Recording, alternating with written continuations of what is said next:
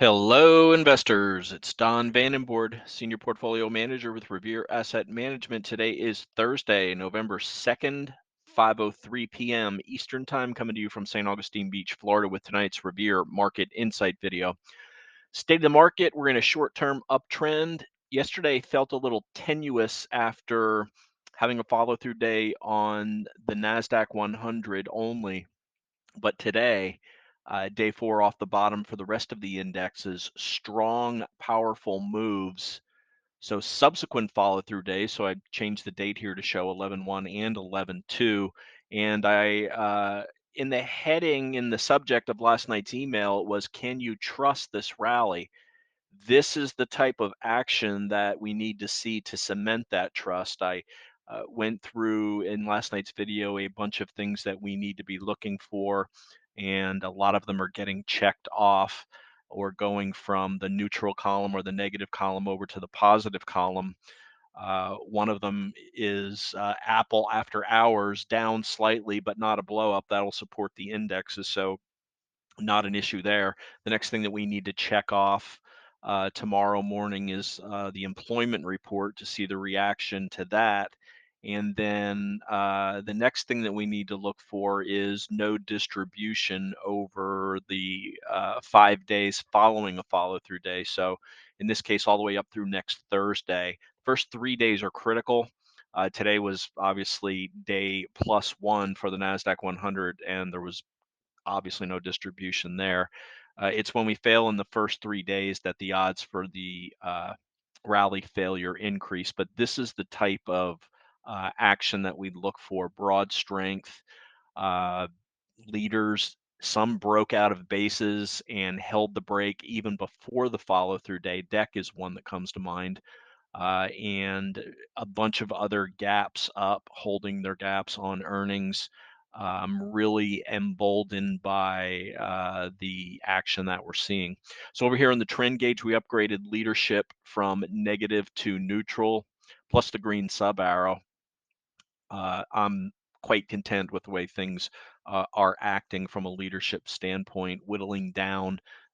And we went from over the weekend having only 80 stocks in our liquid index above the 21. There's hundreds above the 21 now. It's a matter of going through it, and it'll be weekend work to uh, cultivate the final 21 or 21 for next week. Short-term downtrend still showing a red arrow, but that's because we require 2 closes above the 21-day moving average before we move it. But short of, I can't really imagine a scenario where we wouldn't get a second close above the 21 tomorrow after the powerful action that we saw today. So still on red with the green sub arrow. Medium term, NASDAQ 100 ran into the declining 50-day moving average today. The rest of the indexes are still below. That's the next hurdle to overcome after we get multiple closes above the 21, is to attack the 50-day moving average. 200-day moving average, Dow and S&P reclaimed it today. NASDAQ firmly above it. Small and mid caps still languishing below, but powerful action out of small and mid caps today. Here are the final numbers. Follow through day on all of the indexes, certainly follow through day uh, returns, and over 20% higher volume on the NASDAQ and the NYSE versus yesterday. That's the type of volume that we're looking for. The Big Seven, an okay day, didn't lead. But Tesla led up 6% today, but Meta finished negative, and we had under 1% gains from Microsoft, Amazon, and Google. So shouldn't be a surprise to see 2 numbers down, 3 numbers down, that the NASDAQ 100 finished up 1.82%, but the equal weighted NASDAQ 100 even better, up 2.07%. RG8 had a nice 2.58% return. This is our 8 growth ETF composite.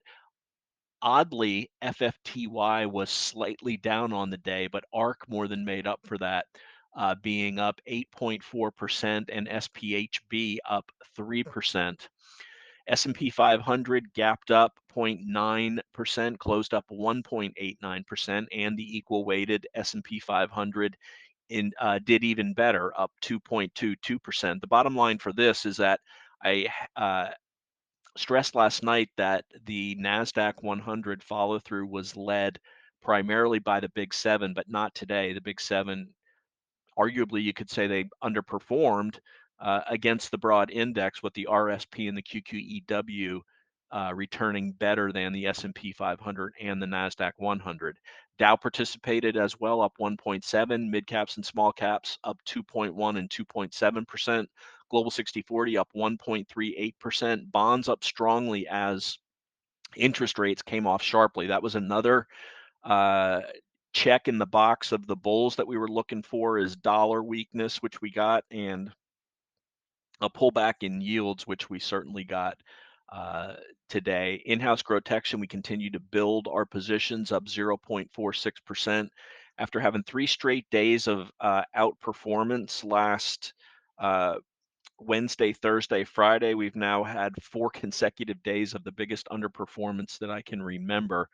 And that's because of our rules below the 200-day moving average triggering our stops and our index long. So we start to rebuild those, as well as rebuild positions in leading stocks. This is a matter of life for anybody that is a growth investor and goes to cash during bad markets. It takes time to build your positions back up, but a strong bull will carry them well past what the index returns are, provided you identify and handle the right stocks.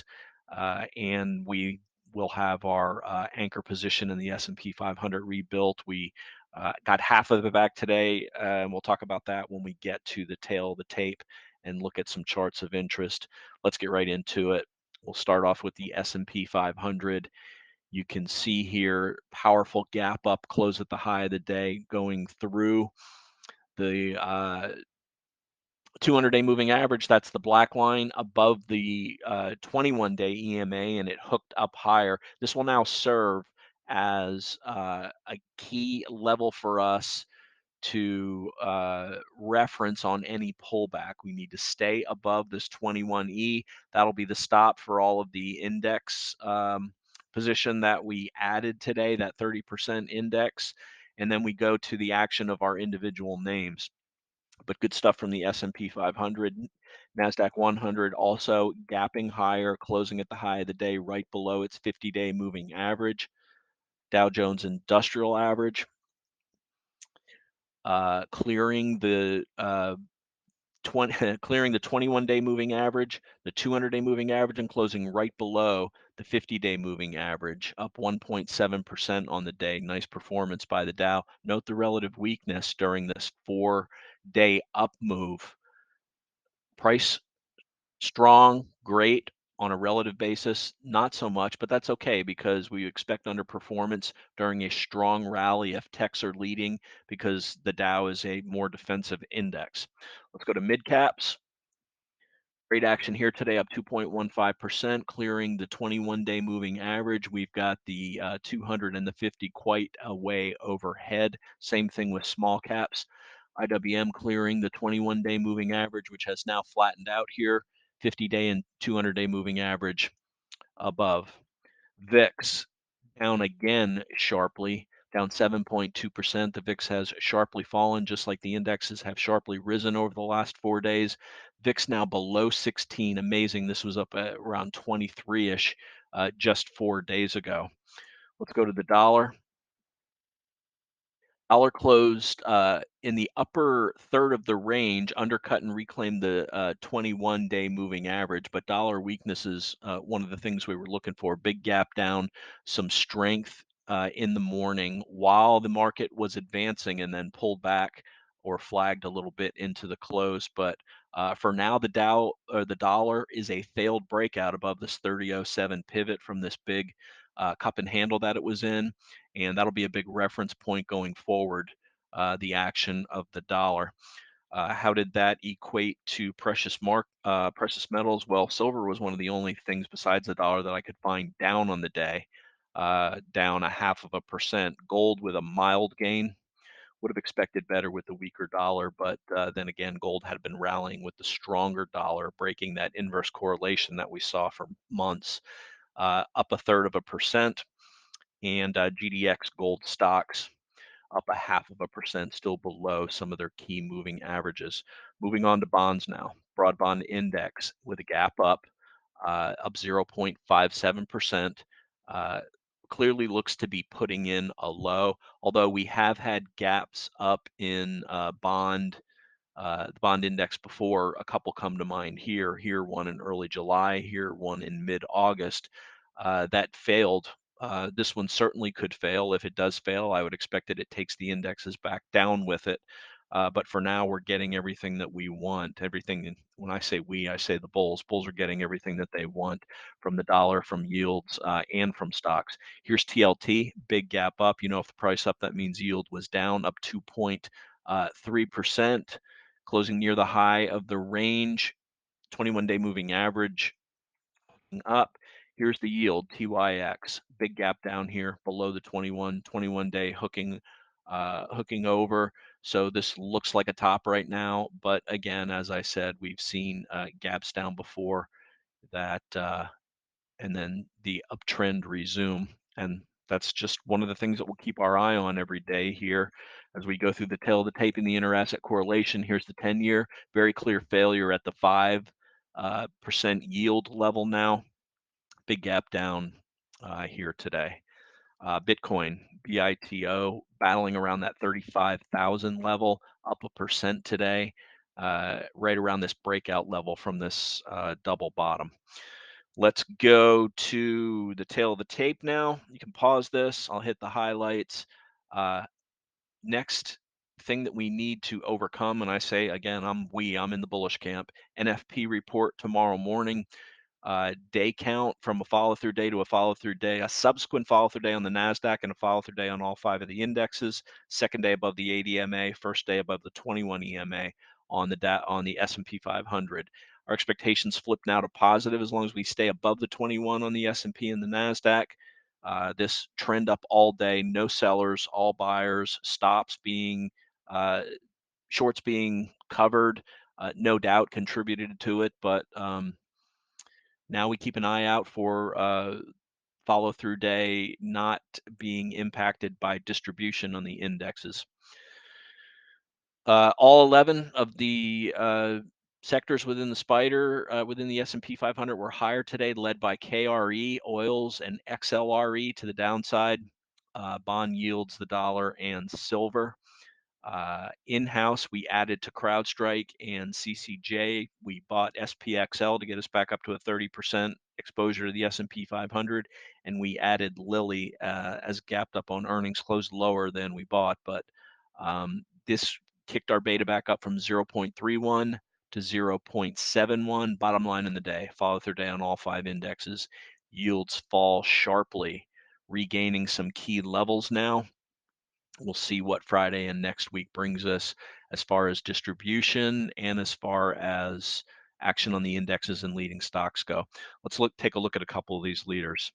Some of the first ones out of the box. DEC continuing to make higher highs after its big earnings gap up and a nice breakout out of this flat base. Let's go through our portfolio now, and we'll start with Lilly, LLY, closed at the bottom third of the range, but holding the 21-day moving average. There were some questions about their earnings, but their weight loss drug just blew the numbers out of the water. And this has been a leading stock, has the numbers to be a leading stock. We'll see how that continues going forward, but we'll use the low of the today's gap up day as a gauge. CrowdStrike, we added to this today. Initially positive reaction. It's down a bit after hours on another security stock that is gapping down badly. This has happened to it multiple times and it's recovered each time. But of course, we'll be keeping an eye on that.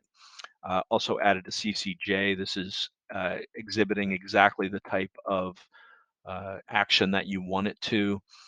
This was too short of a base to show from pattern recognition, but gap up, day 2 higher high, day 3 higher high, up 4.4% today. This is our second largest individual position, the largest being NVIDIA.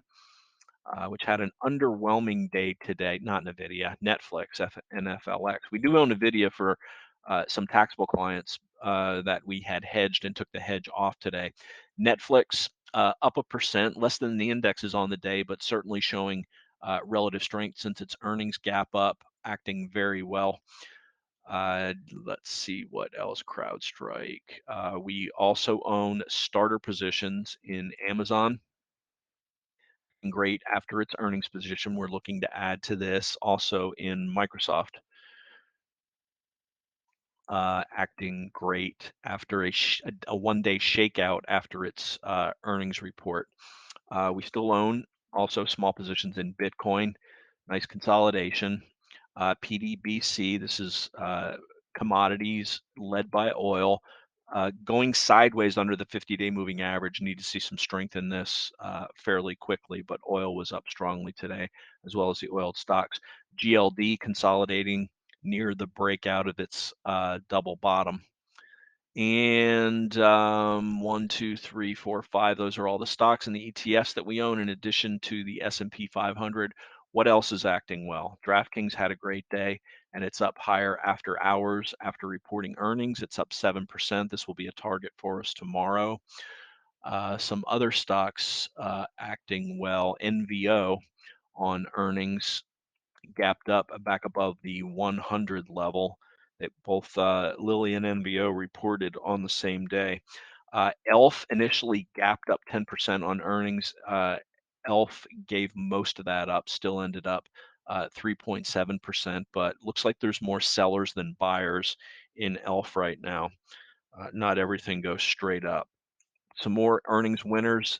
DoorDash, big move up, 300% volume, up 15.7% on the day. That 90 level looking like resistance. We'll look for a flag to be built on this now. Roku, uh, trying to regain leadership status. This thing's very volatile, has a big position. ARK-K, Kathy Wood has a big position in this, but they just can't make money. I'll stay away from this one. Pinterest, more follow through strength after its earnings report, clearing this double bottom base and gapping up and holding the gap. Good looking chart there. Palantir also had a gap up, still within the base. Don't really care for the 13% earnings growth in 2024 with a PE of 71. There are better looking stocks, in my opinion. Shopify, another gap up, still within the base, up 22% on 300% average volume. So there are stocks that are working. There are also some, it's not every stock that works. SMCI, data center hardware, you'd think this would be a leader. It was a leader back here, still continuing to base. It initially gapped up, but closed down 2.5% on the day. So not everything going straight up. Let me check my list. I think that's everything that we wanted to talk about. Yes, it is. And bottom line, couldn't ask for much more today than we got. Good for the bulls. And with that, we're going to wrap it. If you'd like to reach out to me, the email is don@revereasset.com if you're interested in becoming a client. My partner, Dan Stewart, is at dan@revereasset.com. The phone is 855-REAL-WEALTH. That's 855-732-5932. I'll be traveling most of the day tomorrow, but the guys have the desk more than covered. Tomorrow night's video probably will be late. It'll probably be Saturday before I get to it. So heads up on that. And a big thank you to everybody that's liking our videos out on YouTube. That certainly helps the algorithm and gets the word out of what we do here at Revere. And with that, I'll wrap up the video for the subsequent follow-through day of Thursday, November 2nd. This is Don Vandenbord with Revere Asset, reminding you it's not how much you make in the market, it's how much of that you can keep. In just a couple of days, we flipped from the protection mode back to growth mode. That's what the market does. We don't argue with it. Thanks for listening and have a great day.